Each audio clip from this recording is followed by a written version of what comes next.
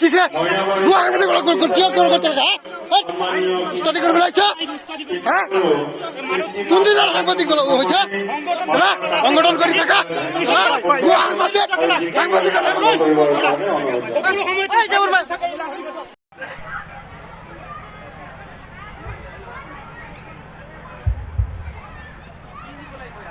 আমি